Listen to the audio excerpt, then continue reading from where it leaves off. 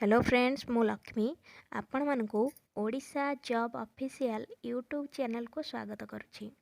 देखंतु friends Odisha staff selection commission तरफ केतोटी पोस्ट बाहरछि आसंतु से विषय रे जानि जिबा। जदि आपण माने आग्रह अछंती तेबे भिडियोटी को शेष पर्यंत देखंतु कारण ए भिडियोटी रे मु कहिछि जे केतोटी पोस्ट अछि, बयस केते मागुछि, क्वालिफिकेशंस कौन मागुची, दरमा केते अच्छी, ऑल डिटेल्स। एबे चलंतु भिडियोटी की आरंभ करिबा। टोटल पोस्ट रही 11टी। पोस्टर नेम रही फील्ड असिस्टेंट। एथिरे उभय मेल कैंडिडेट और फीमेल कैंडिडेट अप्लाई करि परिबे। स्टार्टिंग डेट रही 28 डिसेम्बर 2021 रु लास्ट डेट रही 27 जनवरी 2022 पर्यंत। इंटरव्यू डेट एपर्यंत अवेलेबल हैनी।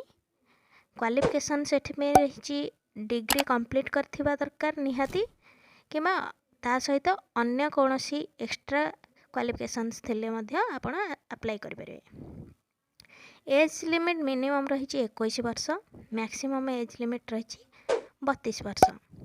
एज रिलैक्सेशन ओबीसी मानक पई रही 3 वर्ष, एसटी एससी कैंडिडेट मानक पई रही 5 वर्ष, पीडब्ल्यूडी एवं एक्स सर्विसमैन कैंडिडेट को रही 10 वर्ष।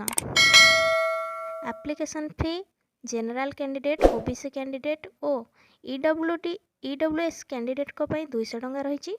एसटी एससी पीएच कैंडिडेट को फ्री रही। सिलेक्शन प्रोसेस रहिबो मार्क बेसिक्स एग्जामिनेशन रे आपण एवं भाइबा एवं रिटन एग्जामिनेशन रे जहाँ भी मार्क रहिबे ता अनुसार सिलेक्शन हेबो एवं सिलेक्शन लिस्ट ऑफिशियल वेबसाइट रे पब्लिश हो। एथिपई सैलरी आज पर गवर्नमेंट रूल्स सैलरी रही। अप्लाई मोड ऑनलाइन हेबो। लोकेशन ऑल ओवर ओडिशा रे रही। जॉब टाइप परमानेंट अच्छी। डॉक्यूमेंट्स कौन दरकार ना आपणकर जहाँ भी क्वालिफिकेशंस थिबो सेथिपई क्वालिफिकेशन सर्टिफिकेट गुडिया दरकार। कास्ट एवं हैंडिकैप्टी सर्टिफिकेट थिले से ताकू दरकार। पासपोर्ट साइज फोटो, ओरिजिनल आधार कार्ड एवं सिग्नेचर्स दरकार। एथिपई कंडीशन रही कैंडिडेट निहाती भाव में इंडियन सिटीजन होइथिबा दरकार। कैंडिडेट कर गुड मेंटल और फिजिकल हेल्थ थिबा दरकार। कौनसी भी क्रिमिनल ऑफेंस रे न रहिथिबा दरकार। निहाती भाव में आधार कार्ड, पैन कार्ड और वोटर आईडी थिबा दरकार।